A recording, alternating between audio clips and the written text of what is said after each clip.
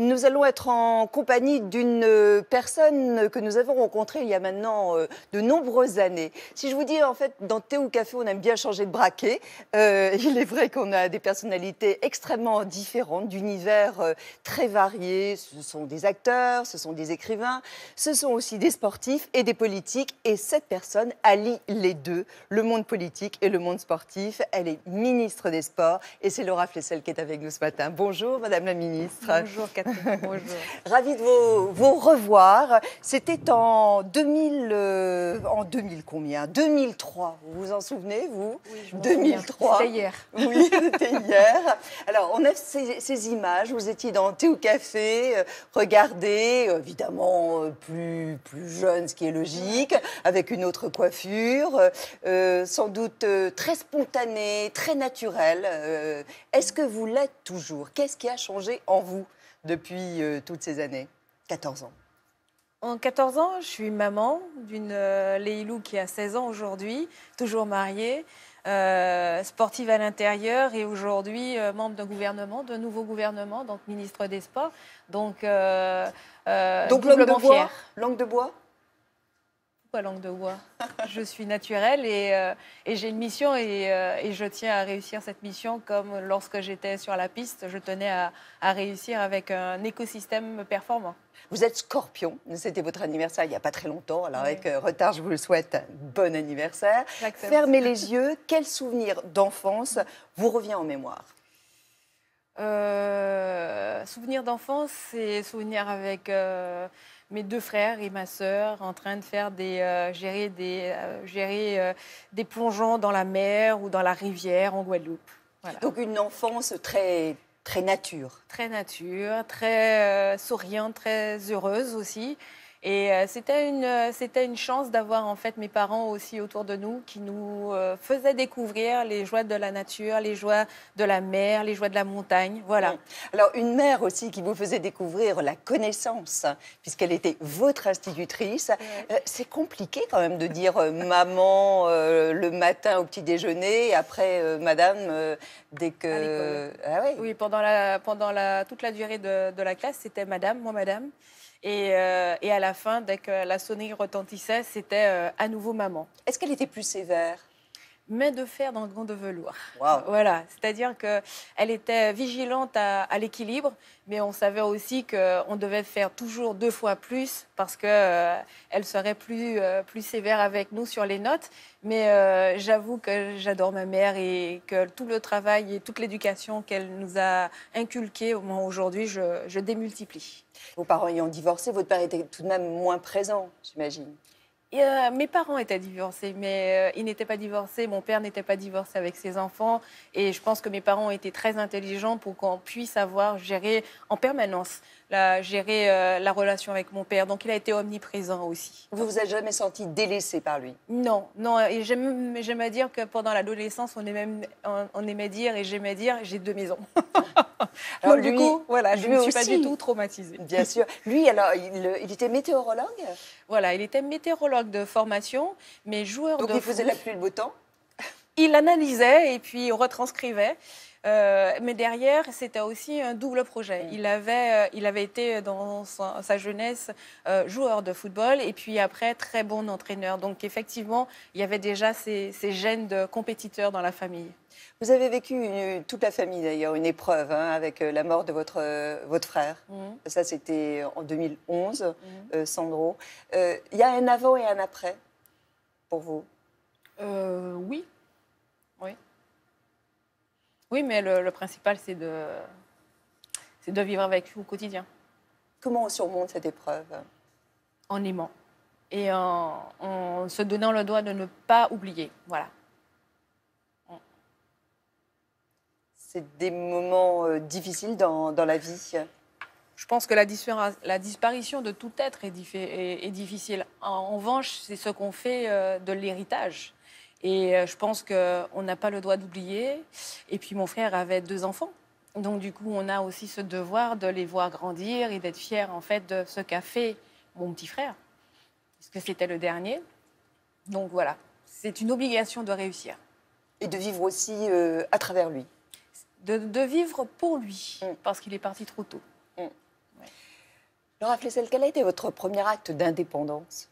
Je me souviens que la première des fois, c'est quand même prendre l'avion, même si je connaissais, je venais en vacances gérer avec mes parents, mais voyager seule pour se dire je vais à Dijon, je prends l'avion, je prends le train, je quitte le train, je prends le taxi et j'arrive à Dijon alors que le départ c'est la Guadeloupe. Ça demande, je dirais, une envie de réussir et je pense, et une maturité. Donc du coup, ça a été ce premier voyage à 14 ans seul pour aller en compétition. Vous savez, dans le Thé au Café, il y a pas mal de surprises. Alors, oui. Attendez-vous à voir des personnes peut-être même bien. Intervenir. Votre parcours, dans un premier temps, il est raconté par Magali Defer. Comme j'étais fascinée par les films de KPDP, donc je me suis dit le jour où je pourrais en faire, j'en ferai. Eh bien, ce matin, imaginons un film dont vous êtes l'héroïne. De l'action et de l'émotion.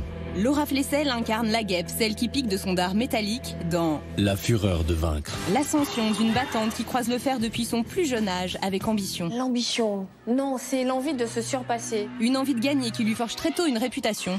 Guerrière, une tigresse. Le pitbull qui lâche pas sa proie. À 24 ans, la voilà sacrée première championne olympique à l'épée. Une histoire d'amitié. Car cette année-là, à Atlanta, la médaille d'or se partage entre copines. Des victoires. Fer de lance de l'équipe de France, la guêpe rafle les médailles et décroche au total 6 titres de championne du monde. Des échecs. Comme au jeu de Pékin où elle est éliminée pour la première fois en quart de finale. Ça a été dur dans le sens où je ne connaissais pas en fait le retour sans médaille. Et de l'amour. Car il y a toujours une histoire d'amour. Notre héroïne trouve en Denis son mari et donne naissance à une petite fille, sa plus belle récompense. Ma médaille d'argent, c'est cette médaille.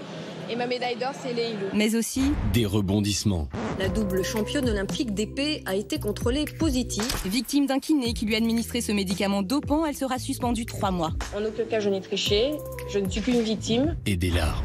2012, alors qu'elle porte le drapeau français à Londres, la guêpe s'incline en 8e de finale et tire sa révérence à 40 ans. J'ai tout donné. J'ai la tête haute. Pourtant, l'histoire ne s'arrête pas là. Changement de décor et de costume pour un nouveau rôle. Madame Laura Flessel, ministre des Transports. Non, coupez, on la refait. Madame Laura Flessel, ministre des Sports. Voilà, un nouveau défi qu'elle relève d'art, c'est maintenant dans votre écran. Quelle est l'image de votre parcours qui vous donne la banane quand vous êtes un peu en descente, un peu down? C'est l'image de cette entrée de cette équipe de France qui rentre en fait dans le stade de Londres. Et je suis en fait à la tête d'une petite délégation française avec ce drapeau bleu, blanc, rouge. Et là, c'est toute la fierté parce que c'est 20 ans de haut niveau et c'est aussi le début d'une deuxième vie. C'est-à-dire qu'à la fin de ces Jeux, j'étais à la retraite sportive. Oui, bien sûr. Et donc du coup, c'était en fait amener une génération vers en fait ce que moi j'ai connu pendant 20 ans avec le Graal olympique, avec les larmes, les joies, et c'était finir en beauté. Voilà, et qu'il y ait un passage de relais à travers ce drapeau bleu, blanc, rouge. Est-ce que vous êtes croyante? Je suis croyante, oui. Vous avez la foi? Oui. Vous priez? Oui, oui. Je pars du principe que je peux aller n'importe où. Je peux rentrer, je dirais, dans une synagogue, je peux rentrer dans une mosquée. Je crois en la bonté des gens, je crois en cette, je dirais, en la foi, en fait. Oui, je crois. Mais je ne suis pas obligée d'aller. Je peux le faire chez moi, je peux être dans mon bureau. C'est un moment, en fait, je dirais, personnel. Mais vous n'avez jamais qui m'équilibre. De désillusion par rapport à des trahisons que vous avez connues? Je dirais le haut niveau, c'est une jungle et on s'habitue aussi au coup bas. Donc on se protège, on arrive même à des moments à pardonner et je pense que c'est ça, c'est redonner du sens. Et pendant toute ma carrière, il y a eu des hauts, des bas, des doutes, des craintes. Mais j'ai toujours en fait une vision très claire. Et j'ai voulu en fait partager cette vision pour pouvoir en fait adhérer et amener en fait un environnement positif autour de moi. Vous avez été présidente du comité permanent de lutte contre les discriminations. Est-ce que vous en avez subi vous-même? J'ai subi, mais j'ai surtout vu. Mais je me souviens que personnellement, vous m'aviez répondu d'ailleurs à cette question donc, il y a 14 ans, vous m'aviez dit que vous aviez souffert de l'intolérance. Tout à fait. Et ça se caractérisait comment?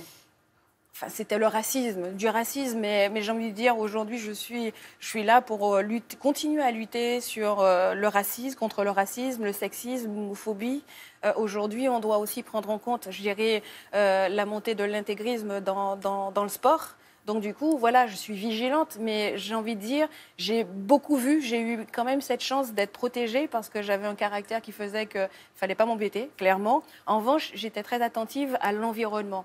Et gérer tous ces problèmes, ces dysfonctionnements ou ces problèmes racistes, eh bien, voilà, on a mis des outils en parallèle pour essayer de contrer et on continue. Est-ce que vous déplorez la sous-représentation des femmes noires dans les médias, dans la littérature, l'entreprise Alors, je dirais différemment. J'invite toutes les femmes à prendre position et à s'engager parce qu'il y a de la place pour tout le monde dans les médias, dans l'économie, dans la philosophie, dans la politique, dans le sport. Même si c'est plus compliqué pour elles. Tout est toujours plus compliqué. Mais il y a l'engagement et il y a de la place pour tous. Et puis il y a le réseau. Il y a un réseau aujourd'hui, il y a un engagement qui se crée et il faut faire aussi avec les hommes.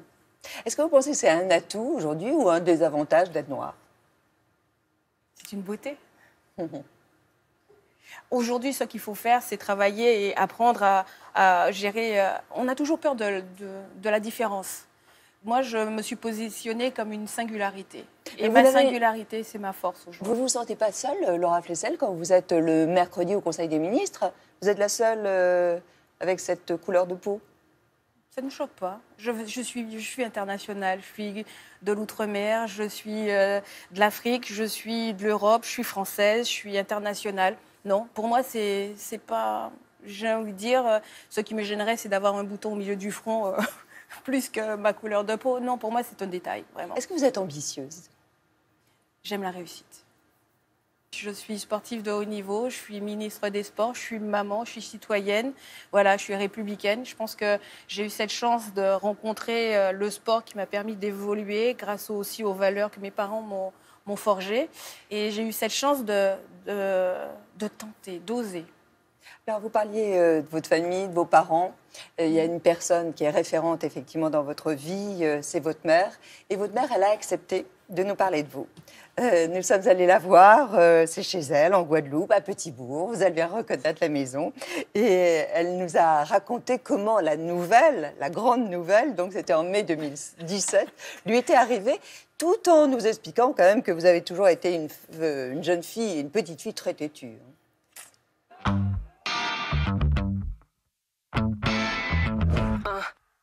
Depuis ses premiers pas, elle affirmait déjà son caractère. Elle était têtue et ce qu'elle réclamait, il fallait absolument qu'on le lui donne.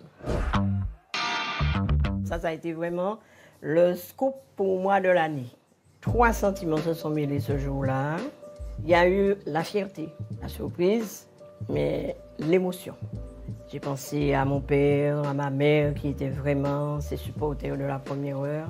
Et d'autant plus que ma mère, la voyant évoluer, me disait « cet enfant-là ira très loin ». Ma chérie, maman t'embrasse et elle te réédite tous les conseils qu'elle t'a toujours donnés. L'abnégation, l'humilité. N'oublie pas d'où tu sors. Ah, vous ne prendrez pas la grosse tête Non, pas avec mes parents. Non, peut-être ailleurs, mais pas avec vos parents. Non. Ni avec votre famille. Ouais. C'est votre garde-fou? Je pense que ma famille fait partie de mes garde-fous. Je pense que j'ai eu cette chance d'évoluer dans une famille aimante, attentionnée. Il y a toujours eu de l'empathie, il y a toujours eu de la complicité. Mais il y a toujours eu cette envie de se transformer, d'être curieux. Et c'est vrai que ma mère m'a inculqué cette curiosité. Alors j'aime bien entendre dire que je suis têtue. Non, j'aime qu'on me comprenne. Est-ce que vous avez pris le temps de la réflexion quand Emmanuel Macron vous a proposé le poste? Oui, j'ai demandé à réfléchir. Quelques minutes, quelques heures, quelques secondes. Oui, non, oui, c'est-à-dire que effectivement, c'est une transformation dans la vie. On devient personnalité publique, encore plus que dans le sport. On a une responsabilité gouvernementale. Je viens de la société civile. Aujourd'hui, nous faisons partie d'un gouvernement. Mais est-ce qu'on ne doute pas aussi? Est-ce qu'on ne doute pas sur le moment de se dire est-ce que je vais être à la hauteur de la tâche? Alors je me suis dit, et pourquoi pas, il faut que ça soit validé par ma famille, donc mon mari, ma fille, et pourquoi pas porter la parole, j'avais donné, ça faisait 40 ans que je faisais du sport, 20 ans au plus haut niveau. J'étais dans l'associatif, dans l'humanitaire. J'ai porté la parole pour lutter contre toute forme de discrimination. Donc je me suis dit, et pourquoi pas? Et pourquoi pas toi? Qu'est-ce qui vous a séduit chez Emmanuel Macron? Le côté transformation, ce côté jeune génération, avec ce côté réfléchi aussi de cette personnalité qui connaissait les rouages régaliens, cette envie de changement, c'est vrai aussi. Et il faut savoir que c'est un ami qui me l'a présenté et il m'a juste dit, vous voyez comment le sport? Et j'ai juste dit, voilà, il faut transformer, on a besoin de modernisme, on a besoin d'innovation, on a besoin d'une nouvelle énergie pour le sport. Voilà. Après, il a gagné, il a été président et c'est vrai que je lui avais dit surtout gagner. Pour l'avenir des Français, gagner. Et puis voilà, j'ai eu cette proposition et je me suis dit, ben, tant qu'à faire, tu la voulais, ta transformation, bon, donc vas-y. Prouve qu'effectivement, on a eu raison de te confier cette mission. Et aujourd'hui, au quotidien, je réfléchis, non pas pour moi, non pas pour ma famille, mais pour la France. Je réfléchis pour qu'il y ait une transformation réelle sur le sol français. J'ai envie, en fait, qu'il y ait plus de fraternité, qu'on ait une culture du sport, qu'on pense au sport dès le plus jeune âge.